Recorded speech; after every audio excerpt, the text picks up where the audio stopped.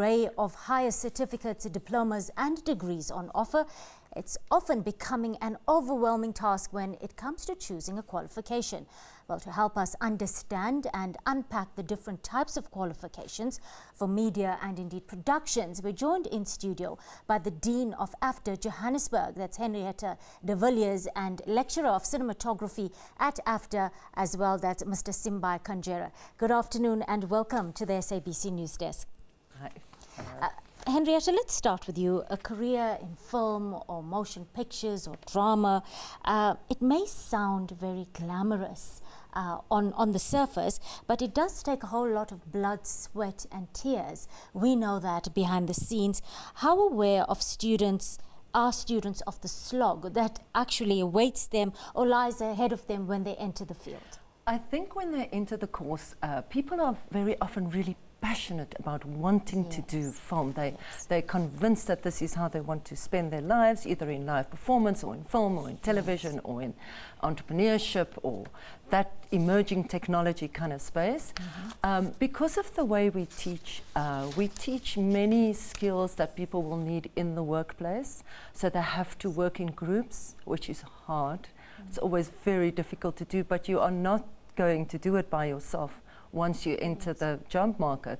So people have to present, students have to present from 3 months after they enter the institution for the first time, so that they can explain their creative ideas, because that's of course also a really important part of this industry. And they have to work in groups and they have to physically produce from 3 months in. What is so challenging to students when it comes to that sort of group work, Henriette? I think group work is always challenging because, of course, everyone has an idea and everyone has a story that they want to tell. But if you want to produce a film or you want to make a live television show, I mean, there are many people here today, you have to work together. So that is the difficulty, to be able to sit down and collaborate and talk to each other and then decide which idea we're going with and how we're going to execute it. Simbai, I must say, I always feel it takes a very unique kind of individual to be attracted to cinematography or even this fraternity as a whole. Somebody who actually views life through a very special lens. What are the distinguishing qualities you're looking for in a prospective student once the academic criteria, of course, has been met? I think the most important thing is a curiosity to actually look and explore the world around you. I think that that's something that really separates great cinematographers. And then after that, just a drive to actually work and put in the hard work that it takes to produce those images. Henriette, AFDA started off, if I recall reading somewhere, with a broken TV and a rented VCR, established back in 1994. So your institute has really grown as the country has grown. Just share a little bit of that journey with us and tell us how you've grown in the media and film space so far. As you say, I've also heard they started off with 10 students and a broken camera. I think what happened is that AFDA has a specific, very specialized way of teaching in terms of different disciplines. And because students always they have to physically make a movie as well as do the academic work. Our alumni started making a name for themselves, because this was 25 years ago. So I think for the last 20 years or so, we've had much awarded alumni, many films in film festivals. I think that's one reason for the growth. And then, of course, I think that people naturally want to tell stories. They want to tell their unique stories. And they see this as a place where they can do that, where they can get the tools to be able to do that. Simba, I want you to share with us a little bit more about what cinematography actually is and what the course entails. Of course. So cinematography is visual storytelling and understanding how to use the camera to tell a story, whether that be photos or video. And it's something that sort of becomes a collaborative effort in your creation, even though it starts off as a very personal experience. What are the qualifications on offer at the film school right now, Henriette? At the moment, we do a higher certificate. This is for people who want a bridging course or they don't have the right aggregate to get straight into a degree course. And that certificate takes only a year, and it allows you to go into various parts of the industry in an assistant capacity. For instance, you can be a grip on a set, or you can be a production assistant. So people are work ready after a year.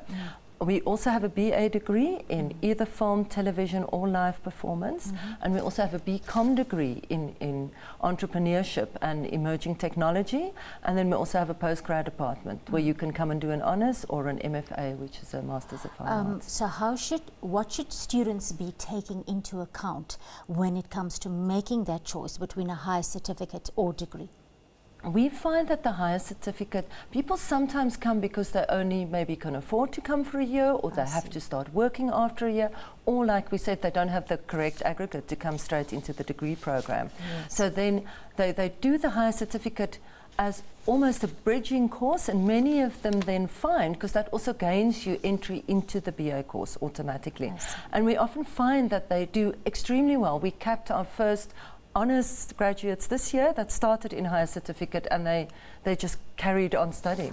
While you're on that point, the both of you, will you first take us through the academic criteria that a student would need to meet to get into the school? To get into the higher certificate, they need to have passed matric. To get into the BA degree, they have to have matric with university exemption to go into a degree course. I see. And the same with cinematography? Yes. Yes, the cinematography is part of the BA film course.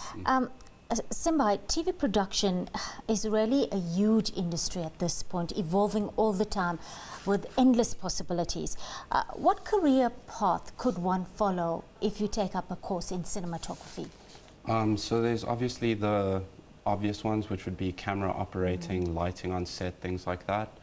Aside from that, there's a range of other channels that you can go through. So with photography, there's different types of photography. For example, food photography, fashion photography, things like that. And then when it comes to video, I think that we've gotten to a point where our industry has grown past just TV. And so most businesses now actually need some sort of visuals to establish themselves online, which allows cinematographers to get a lot more work and actually engage in things like advertising and things like that. Yes, we'll come back to the point of work readiness. Henriette, I want to hear from you on the question of affordability, because you're saying some learners would have just could afford only to come to the school for a year. Are there any bursaries or some kind of aid packages at offer at the institute? Yes, we've got a list. If people come and they want to apply, we've got a list of places where they can apply for bursaries. It would be organizations like the NVF or the Mixita. They all supply us with bursaries. And then also we have some private individuals, maybe alumni, people who offer bursaries. We also offer different payment plans to try and make it more possible for people to come. So they can do, we have 3 different ones. You can pay up front and get a discount, or you can pay per month, or you can pay per quarter, those kind of things. Simbai, you were saying that online media now has thrown open a whole new window, but how attractive are graduates to the workplace once they graduate and leave your class? I think that Are they finding the work they need? Yeah, I think that they are finding the work they need. The main thing is when you actually study this profession as a degree, you get an edge above people who might have maybe taught themselves or things like that, which is possible with cinematography. And so I think just having a whole-rounded education in the subject gives you an edge above everyone else. Henriette, before I allow you to leave, there are a number of barriers when it comes to women who want to enter the field. And then, of course, once you're in the field, you want to progress and prosper and grow. And one of the 3 key factors I keep hearing and picking up on again and again is funding, mentoring and training. How are you at the school actually approaching these 3 barriers when it comes to women? To women specifically. Yes, We've teamed up with a VWV initiative a while ago. It's called the Pakamas Women's Academy. Yes. And what we do, we go specifically to our exiting students. So that will be students that's in their third year or in their honors. We will interview them, and then we will team them up with a mentor in industry, where they then will work for about 3 or 4 months side by side with them, and of course get introduced to various industry contacts through them, and they will then graduate through this academy, and it's specifically for women students. Simbai, as a parting shot, any advice out there for budding cinematographers who might be viewing this interview right now? Yes, I think the most important thing is to be patient, to actually spend the time understanding exactly what you want to do, and spending the time getting there and growing your craft. Yeah. Thank you both so much for coming through to the SABC News Desk, and on a Sunday afternoon at that. I hope to see you both soon. Thank you very much.